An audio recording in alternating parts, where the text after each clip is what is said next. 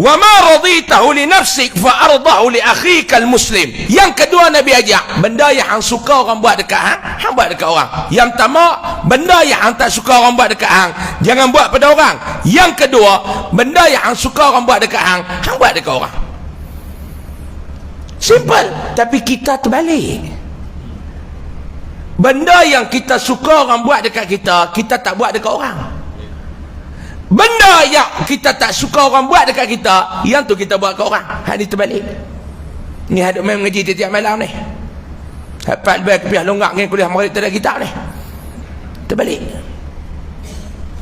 Nabi ajak yang pertama, kalau benda tu hang tak suka orang buat dekat hang, simple, hanya jangan buat kat orang. Benda yang hang suka orang buat dekat hang, tolong buat dekat orang. Simple. Faham tak tuan-tuan? Tuan-tuan faham tak? Apa dia yang kita tak suka orang buat dekat kita? Kita tak suka orang buat dekat kita nak. Kalau orang berhutang duit kita, orang tak bayar. Suka ke tak? Tak suka. Kita berhutang orang, jangan tak bayar. Kita suka tak orang duk canang masalah keluarga kita pada orang? Tak suka ustaz. Jangan canang masalah keluarga orang dekat orang.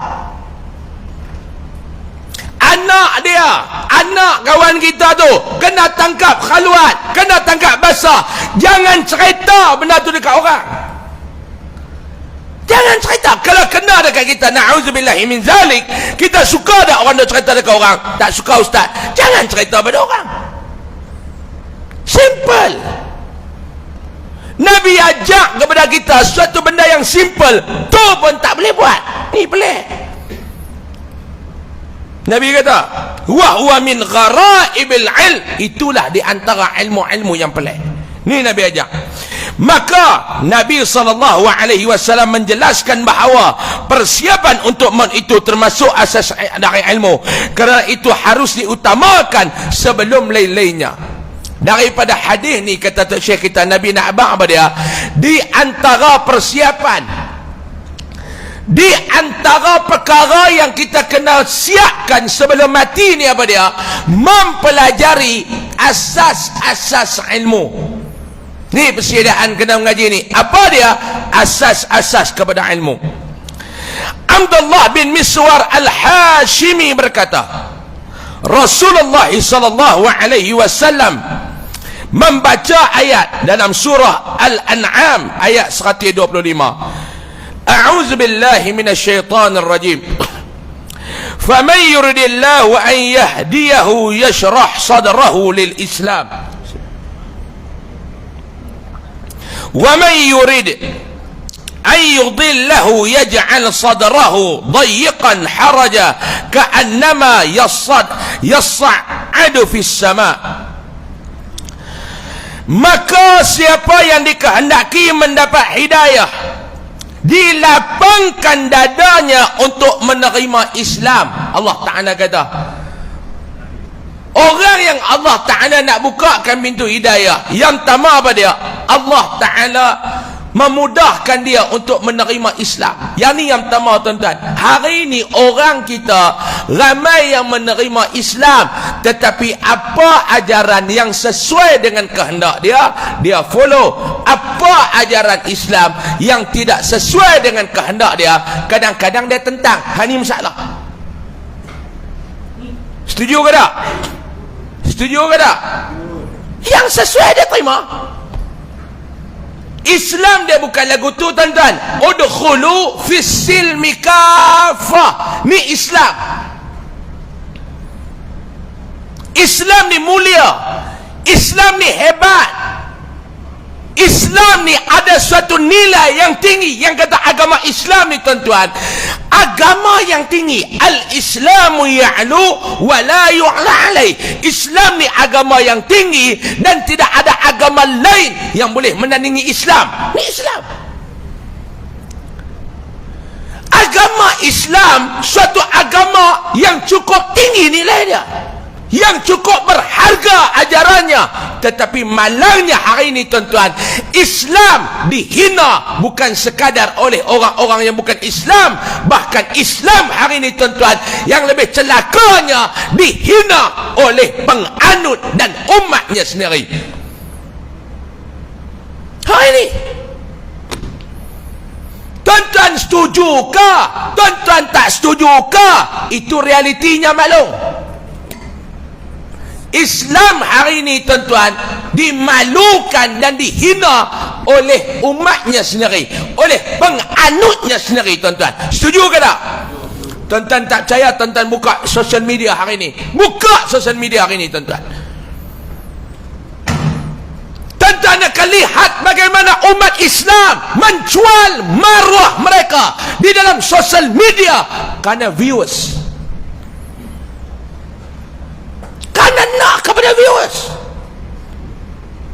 nak kepada orang like, nak kepada orang follow, nak kepada orang tonton apa konten yang mereka buat, sanggup menggadaikan maruah Islam. Kadang-kadang yang malangnya yang bertudung, orang perempuan yang bertudung ni tuan-tuan, bergelek ni serupa tidak ada halal dan haram dalam kehidupan. Malangnya Islam hari ini, umatnya rosakkan imej agama itu. Ini Islam. Orang terima kerana apa dia? Sesuai dengan kehendak. Orang terima sebab dia kerana ikut kehendak.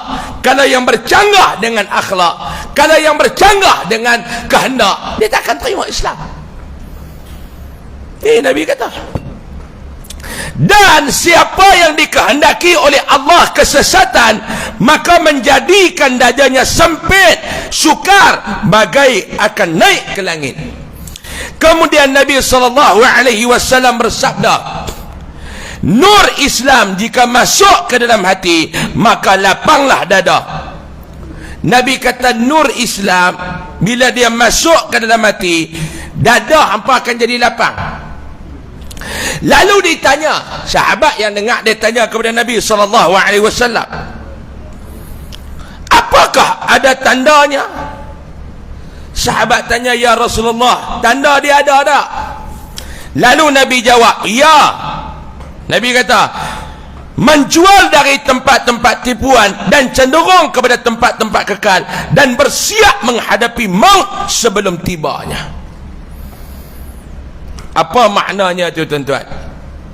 Jika nur Islam masuk ke dalam hati, maka lapanglah dadanya.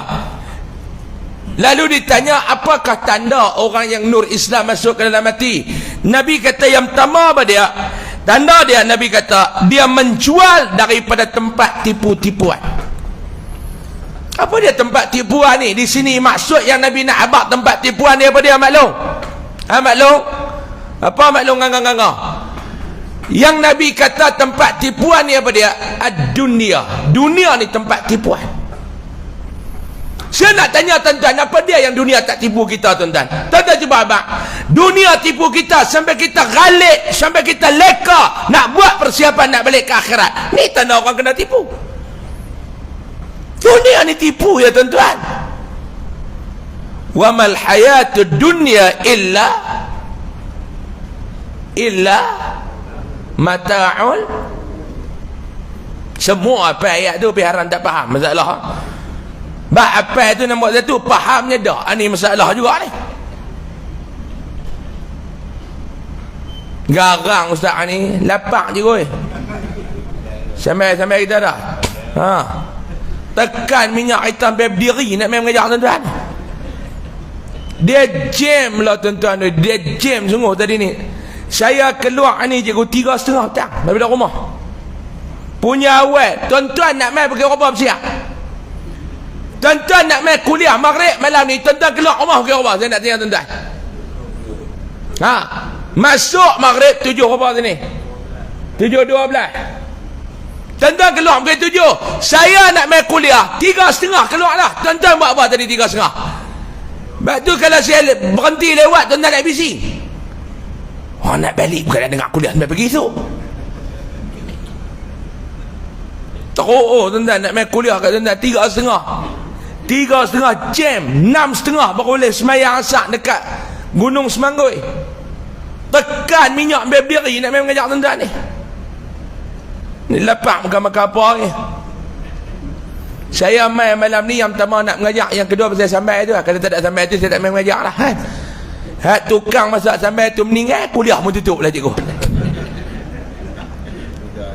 Itu perjanjian kita. Sampai bila ustaz nak mengajak? Sampai haduk masak tu hidup. Dia pun jalan, saya pun jalan.